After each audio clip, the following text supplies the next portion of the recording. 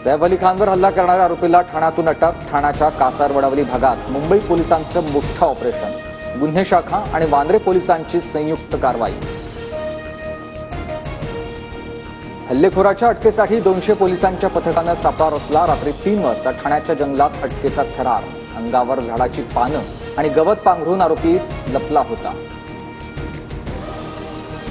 ठाण्याच्या लेबर कॅम्पमध्ये रात्रभर अटकेचं ऑपरेशन। व्हिडिओ TV9च्या हाती। मध्यरात्री लेबर कॅम्पमध्ये पोलिसांकडून चौकशी। पहाटेचा शपथविधी हे षडयंत्र होतं। दादांच्या पाया पडून षडयंत्र असल्याचं सांगितलं। दादांना पक्षातून काढण्यासाठी षडयंत्र सुरू झालं होतं। शिर्डीतल्या भाषणात धनंजय मुंडेंचा दावा। जनमानसात प्रतिमा खराब असणाऱ्यांना पक्षात घेतलं जाणार नाही। कोणी दोषी आढळल्यास सरळ हकालपट्टी करणार। अजित पवारांचा नेत्यांसह कार्यकर्त्यांना इशारा।